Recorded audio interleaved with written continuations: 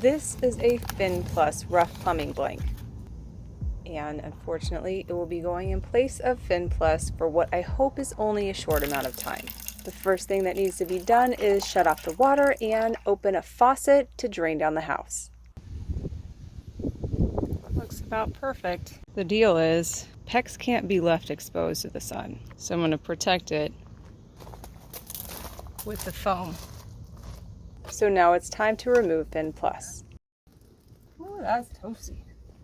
Preferably not when it's more than 100 degrees. Don't forget the gaskets. So once you've cleaned the gaskets, it's time to install the plumbing blank. When I'm installing Phyn Plus or the blank, I move back and forth to keep it centered, as well as just to keep that pressure even across the plumbing.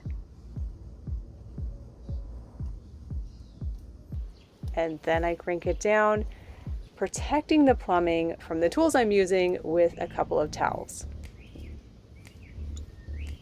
Once it's set in place, it's time to turn the water back on and then check for leaks. It's looking good so far. Nothing.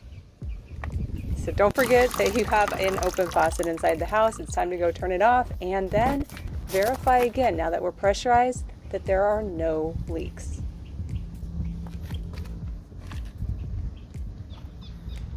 Now that the blank is set, it's time to protect it with the foam.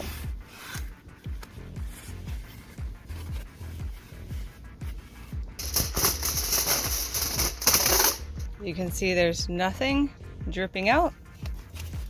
The reason why I did not protect this last night was to make sure there's no water. And it looks like we are in the clear. All right. I want this to reflect the sun and absolutely protect this from all sides. Even the reflected sun coming off the bottom here, it's no good. So I'm gonna wrap this now. The Arizona sun is no joke. It is the ultimate test for any device that's rated to go outside in the heat and UV. However, the one thing I can say is it wasn't the electronics. So essentially what you see here, I am mailing back a functioning device.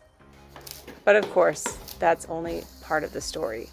So what I will share with you next week are all of the thoughts that I've had in the last 5 months since I've sent this device back.